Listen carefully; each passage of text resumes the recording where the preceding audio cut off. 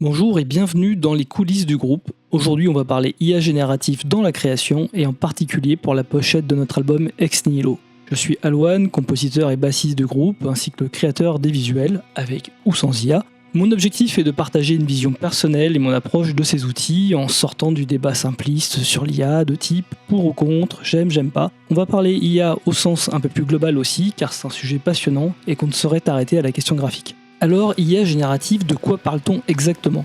C'est une branche de l'intelligence artificielle capable de produire divers contenus, comme du code, du texte, des images, de la vidéo même maintenant, à partir de données d'apprentissage et de commandes qu'on appelle prompts. Alors générative, le mot est vraiment important. Pourquoi ? Parce qu'elle peut produire du contenu, mais elle ne possède aucune véritable créativité à proprement parler. La créativité est un ressort totalement humain, lié à notre culture, notre expérience, notre sensibilité, nos émotions, et c'est des terrains qui sont absolument étrangers aux machines. À mon sens, l'IA est générative, mais pas créative, et c'est une différence absolument essentielle à saisir lorsqu'on aborde tous ces sujets.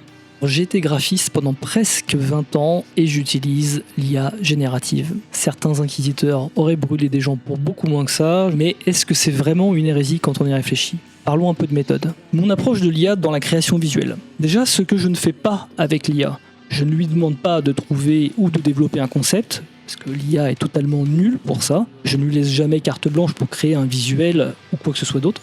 Ce que je fais maintenant avec l'IA. Je génère des éléments autour d'un concept solide, d'une direction artistique préétablie. Ensuite, j'utilise l'IA comme générateur d'éléments que je vais ensuite pouvoir retravailler. Je parle de sculpture numérique, c'est l'image qui me vient en premier dans mon approche. Alors le processus créatif pour la pochette, déjà la définition du concept, c'est le premier point. Tout vient du verbe. On travaille depuis le premier EP avec Verna Wolf, qui écrit des textes vraiment conceptuels. En l'occurrence, sur cet album, le thème central est la tradition primordiale, mais ça on reviendra dessus sur un prochain audio. De ces textes naît le concept visuel, le cadre de la création, en l'occurrence la notion de temps, l'héritage des mondes anciens, la destruction et le renouveau. Au final, cette pochette présente une figure du passé, une rescapée du chaos causé par l'ego démesuré des humains. Dans ce monde de sable et de poussière, on voit une statue émerger des entrailles du monde. D'où le titre Ex Nihilo, avec son extension Nihilfit, qu'on peut traduire par à partir de rien ou rien ne naît de rien. Nous, on est parti sur cette seconde définition. Méthodologie en 3 étapes, donc générer de nombreux essais avec différents outils, sélectionner et régénérer quand il le fallait donc par zone, donc différents éléments, et après ajouter des touches personnelles et un certain nombre d'ajustements donc manuels, des textures, un travail dans les contrastes, les niveaux, etc. Enfin, tout ce qui fait que l'image peut prendre du volume et qu'elle s'enrichit. On n'est pas du tout sur une sortie directe du prompt, on est sur des dizaines de parties, donc assembler, régénérer, modifier, etc. pour arriver à ce que j'avais en tête. Et en fait, c'est ça, de loin le plus difficile, quand on a vraiment une DA bien définie, c'est d'arriver à reproduire et d'arriver à construire le tout. Le résultat final, c'est un mélange de graphisme traditionnel et d'éléments générés par IA. Un bon gros fichier Photoshop avec un paquet de calques, finalement assez proche d'une création dite traditionnelle. Le côté IA égale gain de temps et facilité, je suis passé totalement à côté parce qu'au final mon approche s'est voulue vraiment expérimentale, par tâtonnement, que j'avais vraiment une DA en tête au démarrage et au final ça m'a pris un paquet de temps. Alors là, on va parler un peu plus spécifiquement du côté métal. Il y a une tradition très forte de l'illustration dans ce style de musique. On pense forcément à Iron Maiden et à tout ce qui a suivi jusqu'à aujourd'hui. Et je crois qu'il n'y a pas un métalleux, qu'il n'y a pas un ami illustrateur si lui-même ne l'est pas. D'où cette présence forte des gardiens du temple et de ces débats qui sont souvent plus passionnés qu'argumentés. Quoi qu'il en soit, pour Ex Nihilo, travailler avec un illustrateur m'aurait forcé à déléguer cette partie de la création. Et clairement, c'était pas mon choix, en tout cas pas cette fois. Alors l'IA remplace-t-elle les créateurs ? Il n'y a aucun outil qui ne saurait remplacer le talent et la créativité. Ceux qui ont à la fois donc, le talent et qui savent valoriser leurs prestations, eux, clairement, ils n'ont rien à craindre. Pour les autres, ça va être clairement plus compliqué. Mais pour d'autres raisons aussi qui n'ont rien à voir avec l'intelligence artificielle. Il y a 3 grandes problématiques que j'ai bien connues dans le milieu des arts graphiques. La première, donc, c'est la baisse globale des ressources financières consacrées à la création. C'est aussi vrai dans les entreprises que pour les indépendants en rapport avec la musique ou les autres arts. Les salariés ont beaucoup évolué, réduits aux stagiaires, aux apprentis et aux sorties d'école. Alors, cette baisse des ressources, ça prend aussi forme dans une délocalisation des outils de production. On délocalise le graphisme comme on a délocalisé les industries. Ça ça, moi je l'ai beaucoup vu, notamment dans le domaine du e-commerce. Et la troisième grande problématique, c'est le temps des réseaux sociaux, qui fait de nous, artistes, des communicants permanents. C'est un temps absolument frénétique et qui est vraiment pas celui le plus propice au temps que nécessite la création.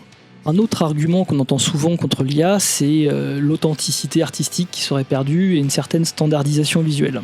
Quand les outils informatiques sont arrivés, on commençait à faire émerger l'art digital, certains artistes se sentaient vraiment menacés face à un péril digital, une sous-culture, c'était vraiment les termes qu'on entendait, et en fait il n'en a rien été. Aujourd'hui on peut créer avec des pinceaux ou une tablette graphique, ça ne pose plus question.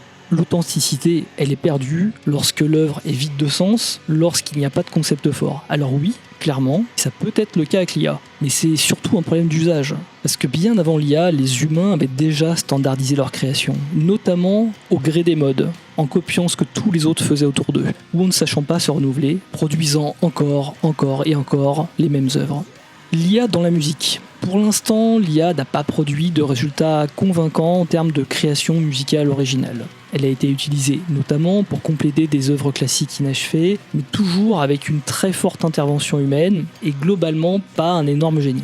Pour devancer donc toute question là-dessus, non, dans l'album Ex Nihilo, il n'y a aucune IA qui a été utilisée pour la composition musicale. D'ailleurs, je serais très curieux de savoir à quoi ça pourrait ressembler. Pour les textes non plus, Werner Wolf, donc notre parolier, en parlera d'ailleurs très prochainement, pas d'IA non plus. Pour ma part, je crée de la musique, ça c'est mon truc. Pour la diffuser, j'ai besoin d'y apposer un visuel.